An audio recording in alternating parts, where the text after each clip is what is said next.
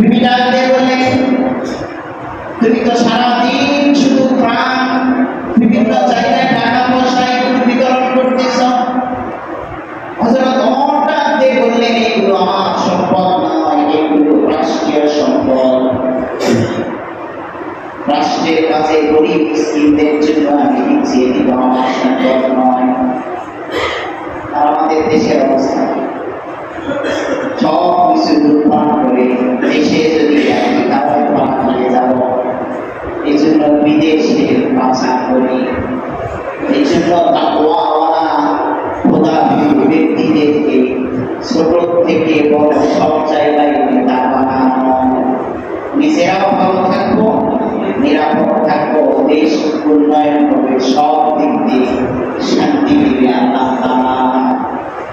হযরত ওমর বলতেছে, আমার ছেলেকে নতুন জামা ক্রয় করে দেওয়ার মতো টাকা পয়সা আমাকে নেই।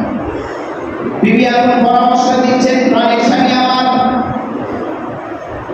আমিও বুঝতে পেরেছি তোমার টাকা পয়সা থাকলে তো আমার কাছেই গচ্ছিত রাখো, কোনো টাকা নেই। ঠিক আছে, তাহলে তুমি 1 মাসের অগ্রিম বেতন নাও। তোমার তো রাষ্ট্রীয় একটি বেতন আছে, 1 মাস অগ্রিম বেতন নিয়ে তোমার ছেলেকে পোশাক ক্রয় করে দাও। হযরত ওমর রাদিয়াল্লাহু তাআলা বিবির পরামর্শ অনুযায়ী চিঠি লিখলেন অর্থমন্ত্রীর নিকটে। ওমর রাদিয়াল্লাহু তাআলা অর্থমন্ত্রী ছিলেন আবু উবাইদা ইবনে জাররাহ রাদিয়াল্লাহু তাআলা। আবু উবাইদা ইবনে জাররাহ রাদিয়াল্লাহু তাআলার ব্যাপারে রাসূল বলেছেন, আমার উম্মতের শ্রেষ্ঠ আমানতদার ব্যক্তি হচ্ছে আবু উবাইদা ইবনে জাররাহ। রাসূলের এই কথা শুনে ওমর রাদিয়াল্লাহু তাআলা ফিকির করলেন, অর্থনৈতিক দায়িত্ব, বিশাল বড় একটি দায়িত্ব, একটি আমানত, তাকে বানানো চান। চিন্তা ফিকির করে রাসূলের সেই কথা স্মরণ করে আবু উবাইদা ইবনে জাররাহ রাদিয়াল্লাহু তাআলা গরীব মানুষ, গরীব সাহাবী, কিন্তু রাসূল বলেছেন আমার উম্মতের মধ্যে শ্রেষ্ঠ আমানতদার হচ্ছে আবু উবাইদা ইবনে জাররাহ। ওমর রাদিয়াল্লাহু তাআলা আবু উবাইদা ইবনে জাররাহ রাদিয়াল্লাহু তাআলাকে অর্থমন্ত্রীর দায়িত্ব দিয়েছেন। আল্লাহু আকবার। শুধু আমানতদার এই জন্য দিয়েছে। হযরত ওমর চিঠি লিখলেন অর্থমন্ত্রী আবু উবাইদা ইবনে জাররাহ রাদিয়াল্লাহু তাআলার নিকটে। আবু উবাইদা ইবনে জাররাহ আমার 1 মাসের অগ্রিম বেতন চাই, আমার নিকটে টাকা পয়সা নেই, উদযাপন করলো। আমার সন্তানকে নতুন পোশাক ক্রয় করে দেওয়ার মতো টাকা নেই, এই জন্য অগ্রিম 1 মাসের বেতন আমাকে দিলে আমি খুশি হইতাম। এই চিঠি যখন আবু উবাইদা ইবনে জাররাহ রাদিয়াল্লাহু তাআলা অর্থমন্ত্রীর নিকটে যায়, অর্থমন্ত্রী চিঠি পড়ে দুর্যোগ হয়ে হয়ে পানি পড়তেছে। আমার এই অর্থ পৃথিবীর বাদশা ঈদ উদযাপন করবে, নতুন পোশাক ক্রয় করে দিবে, টাকা পয়সা নেই, কিন্তু তিনি শ্রেষ্ঠ একজন আমানতদার। চিঠি পড়ে ক্রন্দন করলেন, ফিকির করলেন, অগ্রিম 1 মাসের বেতন চাই। চিঠির উত্তরে অর্থমন্ত্রী আবার চিঠি লিখেছে, আমিরুল মুমিনিন খলিফাতুল মুসলিমিন, আমি 1 মাস সে অগ্রিম বেতন দিতে পারি, তবে 2টি শর্ত সাপেক্ষে। অর্থমন্ত্রী প্রধানমন্ত্রীকে শর্ত দিয়েছে, আপনি প্রধানমন্ত্রী হতে পারেন, খলিফাতুল মুসলিমিন হতে পারেন, কিন্তু এই 2টি শর্ত সাপেক্ষে আমি 1 মাসের অগ্রিম বেতন দিতে পারি। 1 নাম্বার শর্ত হইল, আপনি যদি আমার এই চিঠিতে লিপিবদ্ধ করে দিতে পারেন আপনি এই 1 মাস জীবিত থাকবেন, তাহলে 1 মাসের অগ্রিম বেতন আপনি পাবেন। 2 নাম্বার শর্ত হইল, জনগণ যদি আপনাকে সামনে এই 1 মাস আমিরুল মুমিনিন খলিফাতুল মুসলিমিন হিসাবে আপনাকে রাখে, দুইটি শর্ত আপনি আমার এই চিঠিতে যদি লিপিবদ্ধ করে দেন, তাহলে আমি আবু উবাইদা ইবনে জাররাহ আগে অগ্রিম 1 মাসের বেতন দিতে পারি, আমার কোনো আপত্তি নেই। এই চিঠি ফেরত আসলো। আমিরুল মুমিনিন হযরত ওমর রাদিয়াল্লাহু তাআলা আনহু এই চিঠি পড়লেন আর রমজান করে ফেলে শুকরিয়া আদায় করলেন। সাকিরা সাহাবীরা হযরত ওমরকে জিজ্ঞাসা করলেন, কি ব্যাপার আপনি অর্থমন্ত্রীর চিঠি পড়ে রমজান করতেছেন, কারণ কি? বললেন, আমার সাথীরা এটি দুঃখ কষ্টের ক্রন্দন নয়, এটি আনন্দে আমি কষ্ট, আমি আনন্দে ক্রন্দন করতেছি যে আমি একজন যোগ্য উপযোগ্য যোগ্য ব্যক্তিকে অর্থমন্ত্রীর দায়িত্বে আমি নিয়োগ দিয়েছি। অর্থমন্ত্রী আমাকে শর্ত দিয়েছে এরকম এরকম, অবশ্যই তার মধ্যে তাকওয়া রয়েছে, হক বলনেওয়ালা একজন অর্থমন্ত্রী। কত বড় শিক্ষণের একটি ঘটনা। ক্রন্দন করলেন, বললেন এটি কোনো দুঃখ কষ্টের ক্রন্দন নয়, এটি আমার আনন্দের ক্রন্দন। আমি আনন্দে ক্রন্দন করতেছি, আমার অর্থমন্ত্রী এত বড় একজন আমার না। এই জন্য নতুন জামা ক্রয় করে ঈদগাহে আসতে হবে এমন নয়। সুন্নাত হইল আপনার যতগুলো পোশাক রয়েছে এই পোশাকগুলোর মধ্যে সুন্নতি পোশাক এবং পরিষ্কার পরিচ্ছন্ন পোশাক পরিধান করে ঈদগাহের ময়দানে আসা। নতুন জামা পরিধান করা এটি সুন্নতি পোশাক পরিধান করে পরিষ্কার পরিচ্ছন্ন পোশাক পরিধান করে ঈদগাহের ময়দানে আসা। সম্মানিত উপস্থিতি,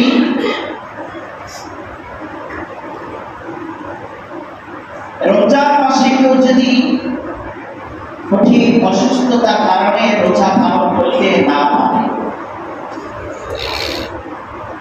এমন অসুস্থ ডাক্তার বলেছে রোজা কোনো ক্রমেই রাখা যাবে না, তাহলে এই ব্যক্তি ফিদিয়া দিবে। অতি বৃদ্ধ যে রোজা রাখার মতো শক্তি আর নেই, তারাও ফিদিয়া দিবে। ফিদিয়া কি? প্রতিটি রোজার বিনিময়ে কোন গরিব মিসকিনকে 2 বেলা খানা খাওয়া। যদি এমন ব্যক্তি গরিব মিসকিন না পায়, তাহলে প্রতিটি রোজার পরিবর্তে সদকাতুল ফিতির পরিমাণ 100 টাকা করে নির্ধারণ করা হয়েছে। তাহলে প্রতিটি রোজার বিনিময়ে 100 টাকা ফিদিয়া দেওয়া গরিব মিসকিন যারা যাকাত খাওয়ার উপযুক্ত ব্যক্তি তাদেরকে দেওয়া। আরেকটি হচ্ছে মাহবুব যাদের অসুস্থতার কারণে নামাজ থাকে না, রোজা পালন করতে পারেন না, অবশ্যই যে কয়দিন রোজা রাখতে পারেন না এই কয়টি রোজা অবশ্যই পালন করতে হবে। সামনে শাওয়াল মাসের 6টি নফল রোজা রয়েছে, এটি হচ্ছে নফল, অনেক সওয়াব রয়েছে, কিন্তু এই কাজা রোজাগুলো অবশ্যই করতেই হবে, কোনো ছাড় নেই। এই জন্য পরিবারকে বলা, আমার এই কয়েকটি রোজা কাজা রয়েছে, আমি যদি মারা যাই তাহলে আমার এই কয়টি রোজা ফিদিয়া আদায় করবে। আমি যদি মারা যাই বিলাপ করে চিৎকার করে কেউ কাঁদবে না। আমি অসুস্থতার কারণে অথবা মরণের পূর্বে যদি কয়েক ওয়াক্ত কিছু নামাজ আমার ছুটে যায়, এই কয়েক ওয়াক্ত নামাজের ফিদিয়া দিবে। মারা গেলে ওই 10, 20, 40 এগুলো পালন করা এটি বিধান। পৃথিবীর কোন কিতাবে কোথাও এগুলো পাওয়া যায় না। এগুলো পরিবারকে বলা, বিলাপ করে কাঁদা যাবে না। 10, 20, 40 এইগুলো পালন করা যাবে না। আমি অসুস্থতার কারণে কিছু নামাজ যদি ছুটে যায় এর ফিদিয়া দিতে হবে। আমার এই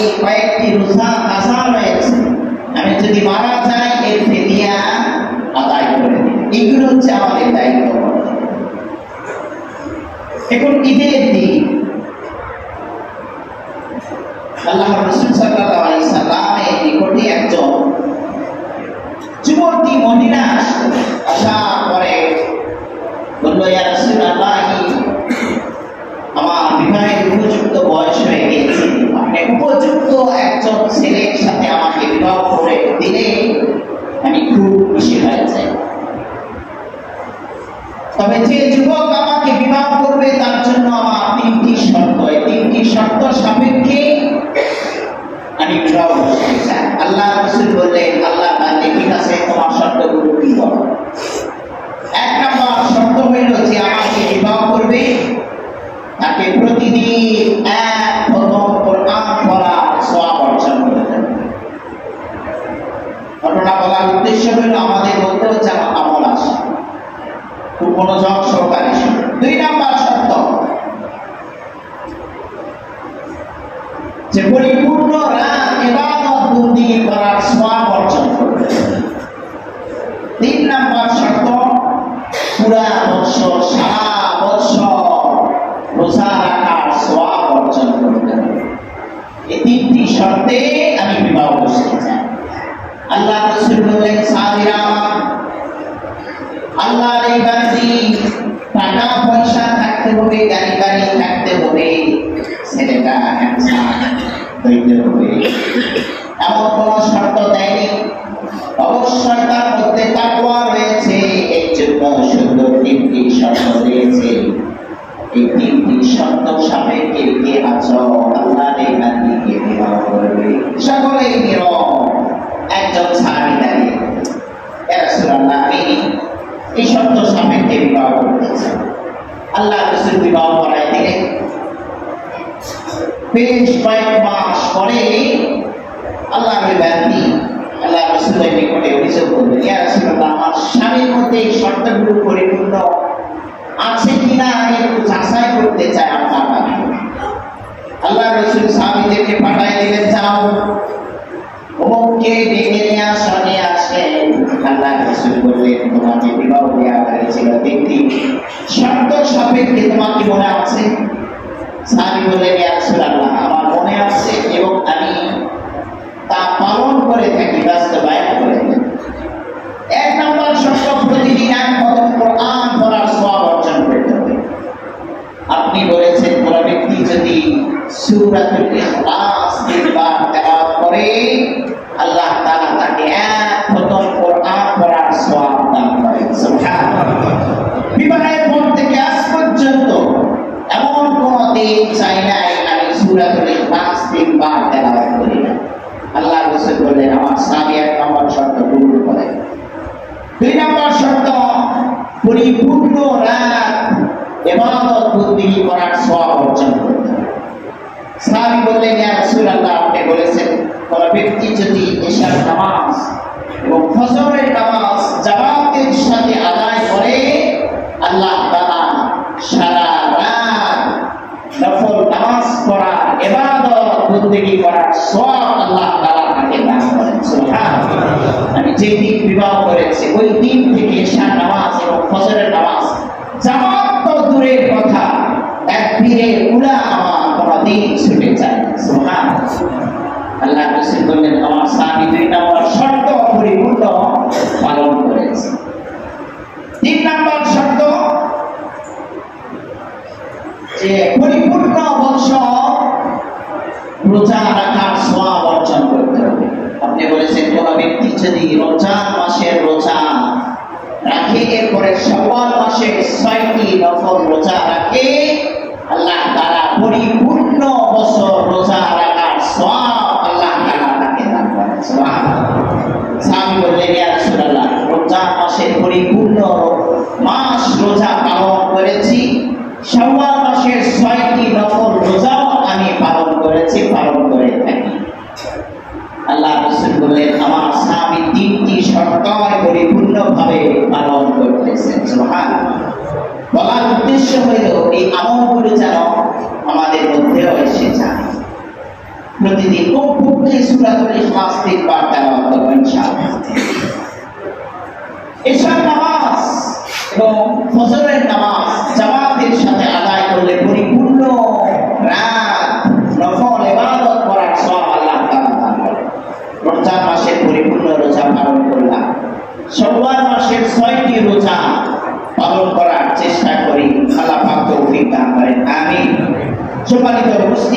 ঈদের দিনের সুন্নতগুলি আগেই জানতে হবে। ঈদের দিনে অনেকগুলো সুন্নত রয়েছে। এক নাম্বার হচ্ছে ভোরবেলায় জাগ্রত হওয়া, ঘুম থেকে তাড়াতাড়ি ওঠা। পরিপূর্ণ একটি মাস শেষ রাতে উঠে সেহরি খায়, কিন্তু সবার মাসের চাঁদ যদি ওঠে সেই খাবারের জন্য তো উঠতে হয়। আমরা এই পরিপূর্ণ একটি মাস তাহাজ্জুদের নামাজ সেহরি খাইলাম, কষ্ট করলাম। ঈদের রজনী, বিশেষ রজনী, আল্লাহ তাআলা ওই রাতে অসংখ্য জাহান্নামীকে মাফ করিয়া চিরস্থায়ী জান্নাতি হিসাবে কবুল করেন। সুবহানাল্লাহ। প্রতিটি রমজানে যত পরিমাণ জাহান্নামীকে আল্লাহ তাআলা মাফ করেন, ঈদের রজনীতে, ঈদের দিনে আল্লাহ তাআলা এর চাইতে অসংখ্য গুণে বেশি জাহান্নামীকে আল্লাহ তাআলা মাফ করিয়া চিরস্থায়ী জান্নাতি হিসাবে কবুল করেন। সুবহানাল্লাহ। সেজন্য বুদ্ধিমান যারা মুমিন তারা এই রাতে উঠে তাহাজ্জুদ নামাজ পড়ে আল্লাহ তাআলার নিকটে দোয়া করে, আল্লাহ আমার বাবা আমার জন্য অনেক কষ্ট করে দুনিয়া থেকে বিদায় নিয়েছে, আমার মা এত কষ্ট করে আমাকে বড় করেছে, আল্লাহ আমাকে বড় করে এত কিছু ত্যাগ করে আজকে দুনিয়া থেকে বিদায় নিয়ে কবরে শায়িত হয়েছে। এই উদযাপন করার জন্য সকলেই আমরা কত নতুন পোশাক, সুন্দর উত্তম খানা পিনা, কত আয়োজন করেছি। আল্লাহ আমার মা বাবাকে তুমি জান্নাতে খাবারের ব্যবস্থা করে দাও, জান্নাতের পোশাকের ব্যবস্থা করে দাও। তোমার সন্তান যদি মা বাবার জন্য দোয়া করে, অবশ্যই অবশ্যই আল্লাহ তাআলা সন্তানের দোয়া কবুল করবে। তাহলে একটা মা বাবার প্রতি বড় মহব্বত, ভালোবাসা যে সন্তানের রয়েছে, ওই সন্তান অবশ্যই ঈদের রজনীতে, ঈদের দিন মা বাবার জন্য দোয়া করবে। এক নম্বর ঈদের দিনে সুন্নত হইল ভোরবেলা ওঠা, রাতে ওঠা। তাহলে চেষ্টা করবো তাহাজ্জুদের নামাজ, যদি উঠতে নাও পারি শোয়ার আগে, ঘুমানোর আগে তাহাজ্জুদের নামাজ পড়ে ঘুমাবো ইনশাআল্লাহ। দুই নাম্বার হচ্ছে মিসওয়াক করা। মিসওয়াক করা সুন্নাত। ঘুম থেকে উঠবো, মিসওয়াক করবো, মিসওয়াক করে ওযু করে ঈদের দিন ফজরের নামাজ মহল্লা মসজিদে জামাতের সাথে আদায় করা। গ্রাম অঞ্চলে আমাদের গ্রামে দেখেছি জুমার দিন যে পরিমাণ মুসল্লি হয়, ঈদের দিন ফজরের নামাজে সমপরিমাণ মুসল্লি হয়। সবাই যায় আর ডাকে, ফজরের নামাজে আসো, ফজরের নামাজে আসো। ঈদগাহ ময়দানে গিয়ে ইমাম সাহেব বলে, ফজরের নামাজ যাদের হয়নি তারা নামাজ পড়ে এরপরে ফজরের নামাজ আদায় করার পরে ঈদের নামাজ পড়বে। কিন্তু আমাদের এই মসজিদে দেখা যায় অন্যান্য দিন যে পরিমাণ ফজরের নামাজে মুসল্লি দেখা যায়, ঈদের দিন তার অর্ধেক হয়ে যায়। এই জন্য যে যেখানেই থাকি মহল্লা মসজিদে জামাতের সাথে ফজরের নামাজ আদায় করবো ইনশাআল্লাহ। ফজরের নামাজ আদায় করার পরে দোয়া করে এরপরে যাবে। যাওয়ার পরে ঈদের দিন গোসল করা, উত্তম রূপে গোসল করা সুন্নাত। গোসল করার পরে আমার যত পোশাক রয়েছে সুন্নতি একটি পোশাক, জুব্বা হোক পাঞ্জাবি হোক, সুন্নতি পোশাক, পরিষ্কার পরিচ্ছন্ন পোশাক পরিধান করা, এটি হচ্ছে।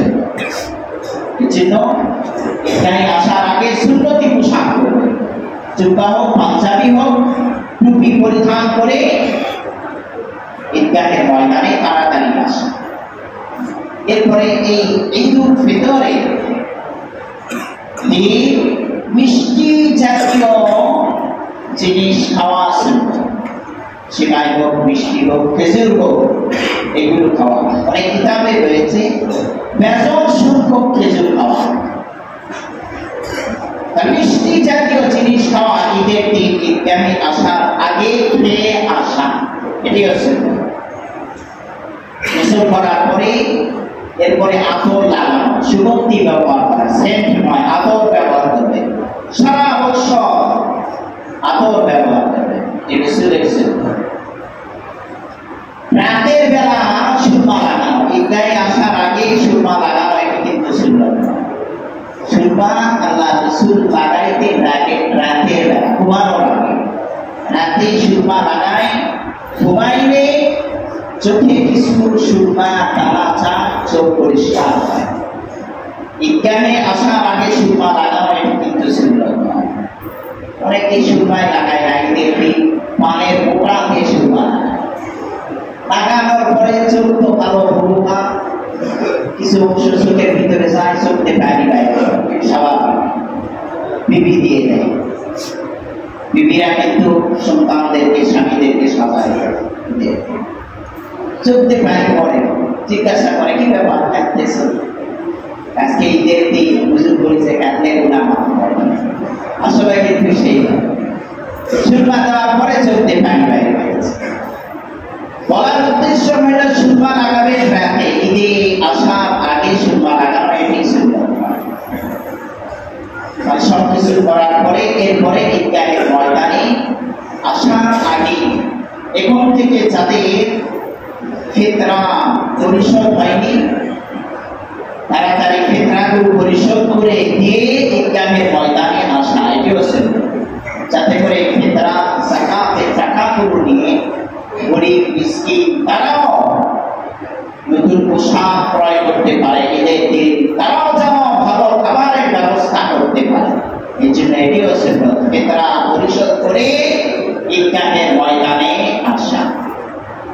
এরপরে ঈদগাহের ময়দানে যখন আসবে তাকবীর পড়তে পড়তে আসা, আল্লাহু আকবার, আল্লাহু আকবার, লা ইলাহা ইল্লাল্লাহ, আল্লাহু আকবার, আল্লাহু আকবার, ওয়া লিল্লাহিল হামদ। এটি আস্তে আস্তে পড়তে পড়তে আসা, পায়ে হেঁটে আসা। ঈদুল ফিতরে আস্তে আস্তে পড়তে পড়তে আসা, ঈদুল আজহাতে উচ্চ আওয়াজে পড়তে পড়তে আসা, এটি হচ্ছে সুন্নাত। ঈদুল ফিতরে মিষ্টি জাতীয় খাবার, অন্যান্য খাবারও খেয়ে আসা। শুধু মিষ্টি খাবেন এমন নয়, বিরিয়ানি খাওয়া যাবে না এমন কিন্তু নয়। যা যতই খাবেন কিন্তু মিষ্টি জাতীয় খাবার খাওয়া সুন্নাত। খেয়ে তাকবীর পড়তে পড়তে তাড়াতাড়ি ঈদগাহে ঈদের নামাজ আদায় করার জন্য আসা। আমাদের এই মসজিদে ঈদুল ফিতরের জামাত সকাল 8:15 আদায় করা হবে ইনশাআল্লাহ। আমাদের এই মডেল মসজিদে ঈদুল ফিতরের জামাত সকাল 8:15 আদায় করা হবে ইনশাআল্লাহ। আমরা অনেকেই ঘুরি ঘুরে আসি, অথচ ঈদগাহের ময়দানে ঈদের নামাজ আদায় করার জন্য তাড়াতাড়ি আসা, এটিও সুন্নাত। এসে ইমাম সাহেবের খুতবাগুলো মনোযোগ সহকারে শ্রবণ করা, ঈদের নামাজ আদায় করে ঈদের দিন কোলাকুলি করা সুন্নাত। এটি নয়, যে কোনো দিন যে কোনো সময় কোলাকুলি করা, এটি হচ্ছে সুন্নাত। ঈদের নামাজ শেষ করে এরপরে আবার তাকবীর পড়তে পড়তে এক রাস্তায় আসা, আর এক রাস্তায় দিয়ে বাসায় যাওয়া, তাকবীর পড়তে পড়তে আবার বাসায় যাওয়া, এগুলো হচ্ছে ঈদের দিনের সুন্নাত। আগে আমরা শুনলাম, আল্লাহ পাক আমাদের সকলকে এই সমস্ত কথা আল্লাহ তাআলা সন্তুষ্টির জন্য আমল করার তৌফিক দান করেন। আমিন। ওয়া আখিরু দাওয়ানা আলহামদুলিল্লাহি রাব্বিল আলামিন।